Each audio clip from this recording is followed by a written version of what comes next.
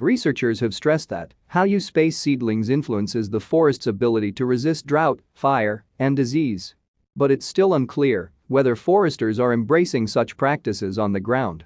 The Rim fire, for example, completely wiped out many areas that were replanted at more than 300 trees per acre following the 1987 Stanislaus Complex fire, according to a 2019 paper published in the journal Forest Ecology and Management.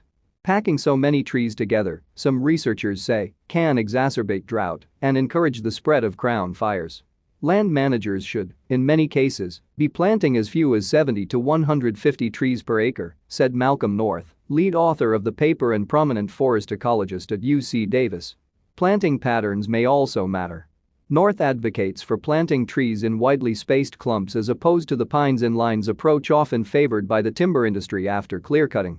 Brian Mattos drives through the Sierra National Forest on a summer morning scanning treetops for pine and other cones. As the forester for Cal Fire in Madera, Mariposa, and Merced counties, he's tasked with recording the GPS locations where contractors can later harvest the seed-bearing vessels. It's time-consuming, but crucial work if California wants to ramp up replanting. Successful reforestation requires using seeds native not only to particular regions but to specific elevations. Anticipating climate change, foresters are now experimenting with planting seeds from warmer microclimates at higher, cooler altitudes. We're on a big push this year to find especially the lower elevation cones to replenish our stocks, explained Mattos. California's spate of wildfires has created a sudden surge in demand for seedlings. That can be seen in the situation facing the LA Moran Reforestation Center in Davis, operated by the California Department of Forestry and Fire Protection, or CAL FIRE. The nursery, which serves mostly small private landowners, had not sowed any seeds for more than a decade, until 2017. Then, last year, it received requests for more than 750,000 seedlings, more than 5 times its capacity. Officials said they're now hoping to expand in response to the growing demand. It's very much fire-related, said Kuldeep Singh, horticulturist and manager of the nursery. There's a plan for another greenhouse and a few more shade houses to bring us to close to 1 million seedlings. Industrial timber operators are also ramping up planting.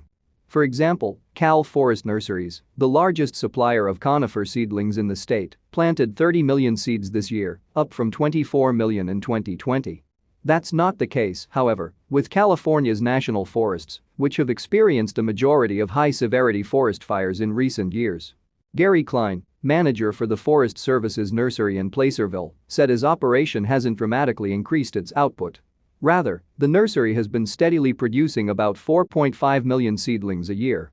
A couple years from now, that's when things are probably going to jump considerably, he said. The Forest Service's predicament is nationwide. Reforestation has traditionally been paid for with revenue from timber harvesting, but as federal forests have curtailed commercial logging, money for replanting has dwindled.